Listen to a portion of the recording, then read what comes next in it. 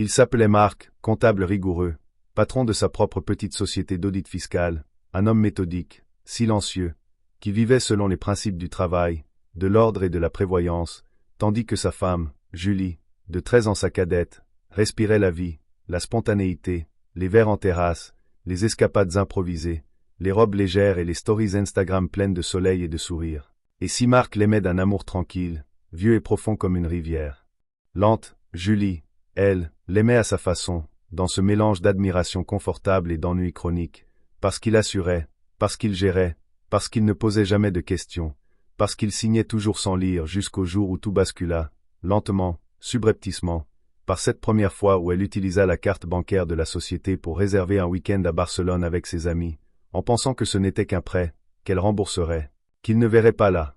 Différence, et puis non, elle ne remboursa pas, elle recommença, une seconde fois, puis une troisième, de Barcelone à Lisbonne, puis Marrakech, puis Mykonos, chaque fois avec de nouvelles excuses à Marc, un team building, un événement entre copines, une retraite yoga, une cousine malade, et lui hochait la tête, confiant, absorbé par ses bilans, ses tableaux Excel, ses clients en retard de paiement, sans jamais suspecter que les factures qu'il validait provenaient de brunch au bord de la mer, de clubs privés, de spas avec champagne, de dîners avec des hommes qu'il ne connaissait pas jusqu'à ce que l'un de ses associés, Thierry, tire la sonnette d'alarme en découvrant des dépenses inhabituelles sur le compte pro, des retraits à l'étranger, des hôtels de luxe réservés les week-ends où Julie disait être chez sa sœur, et d'abord Marc ne voulut pas y croire, puis il fouilla, puis il vit, noir sur blanc, les paiements, les dates, les lieux, et son monde commença à se fissurer, non pas à cause de l'argent, mais à cause de la trahison, du mensonge quotidien, de l'exploitation tranquille de sa confiance. Alors il décida de ne rien dire tout de suite,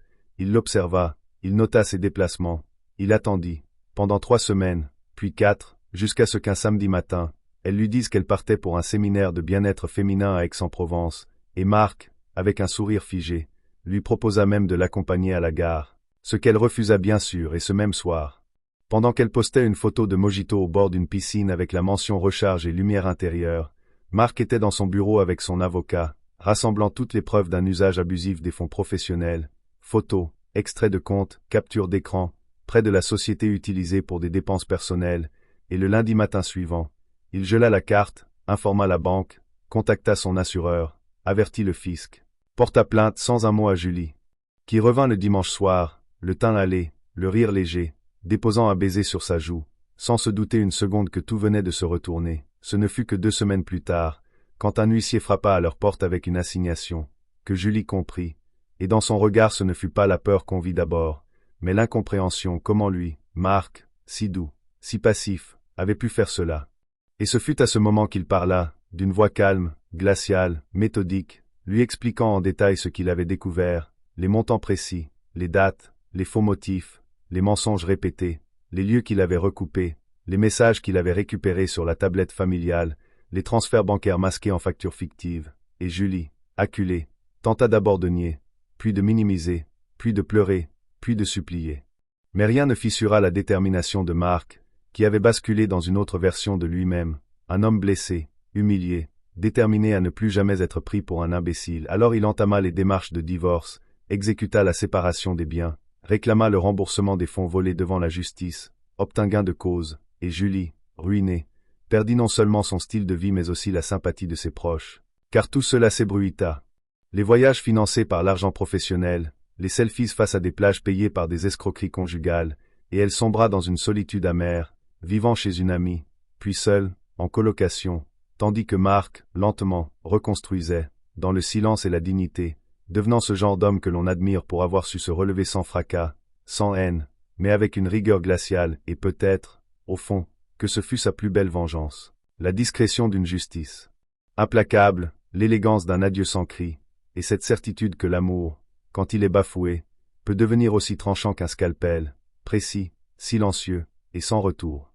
Marc avait toujours été un homme discret, presque effacé dans ses cercles sociaux, préférant la stabilité à l'exubérance, la précision des chiffres à l'imprévisibilité des sentiments. Sa rencontre avec Julie, fraîche, insouciante, enjouée, avait été un coup de vent dans sa vie rigide, un souffle d'air frais qu'il avait accueilli sans trop réfléchir, emporté par son sourire éclatant et sa manière légère de voir le monde. Pendant les premières années, Il avait cru que leur différence d'âge et de tempérament serait un équilibre parfait, une sorte de complémentarité silencieuse. Il travaillait dur pour elle, pour leur avenir, pour bâtir cette maison, cette vie calme et confortable où elle pourrait s'épanouir. Mais au fil du temps, cette légèreté, cette insouciance, s'était transformée en un gouffre d'incompréhension, d'éloignement, puis de frustration mutuelle. Julie se plaignait de la routine, de la monotonie, de l'absence de passion, de ce mari qui préférait passer ses soirées avec ses dossiers plutôt qu'à écouter ses histoires, tandis que Marc trouvait qu'elle dépensait trop, qu'elle gaspillait, qu'elle vivait au-dessus de ses moyens.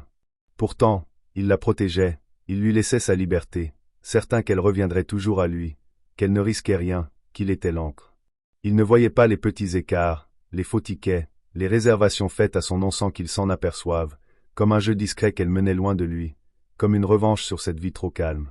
Julie, elle, avait senti cette prison dorée devenir trop étroite, elle voulait goûter à la vie pleinement, sans compter, sans contrainte, sans devoir justifier chaque dépense, chaque choix. Elle avait découvert que la carte pro, laissée sur la table, lui ouvrait une porte secrète, un coffre-fort virtuel à sa disposition, un trésor caché que son mari ne surveillait pas vraiment.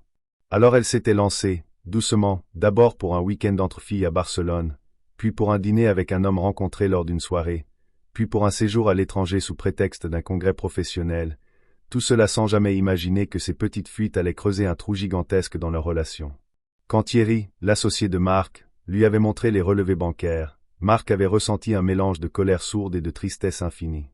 Il avait décidé de ne rien dire, préférant rassembler ses preuves, comprendre l'étendue du problème, analyser les raisons derrière cette fuite d'argent, ce mensonge quotidien. Ce fut une torture silencieuse, un poids lourd à porter, un secret qui rongeait son esprit jour et nuit.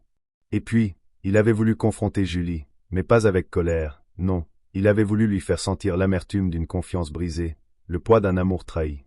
Alors il avait organisé cette double vie secrète, cette guerre froide où il surveillait ses faits et gestes, notait chaque absence, chaque excuse, chaque nouvelle dépense suspecte. Jusqu'à ce fameux matin où il l'avait vue partir à la gare, le sourire aux lèvres, sans se douter qu'elle partait pour un luxe payé par lui, par sa société, par ses années de travail acharné.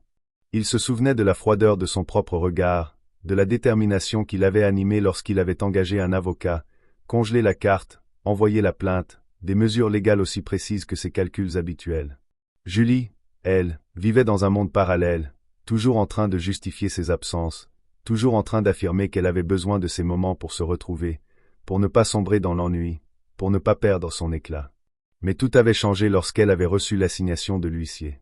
La stupeur dans ses yeux, la peur qui s'était mêlée à l'incompréhension, la rage qui s'était lentement transformée en honte. Elle avait tenté d'appeler Marc, de lui expliquer, de plaider sa cause, mais il restait inébranlable, impassible, la distance entre eux était devenue un mur infranchissable. Le divorce fut inévitable, une cascade de procédures froides, administratives, où l'amour n'avait plus sa place. Marc exigea le remboursement de chaque euro détourné, chaque centime volé à sa société, et Julie, ruinée, dut affronter la chute brutale de son style de vie, ses amis qui tournaient le dos, ses amants qui disparaissaient. Dans cette descente aux enfers, elle comprit enfin la valeur de ce qu'elle avait perdu, pas seulement l'argent, mais la confiance, le respect, la stabilité.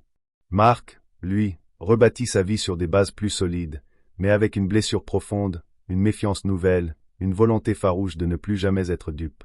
Leur histoire devint un exemple glaçant dans leur entourage, un avertissement sur les dangers de la confiance aveugle, la fragilité des apparences, la cruauté des trahisons silencieuses, et au fond, ce fut peut-être là leur ultime vérité. L'amour n'est jamais garanti, il se mérite chaque jour, il se protège, ou il se perd à jamais.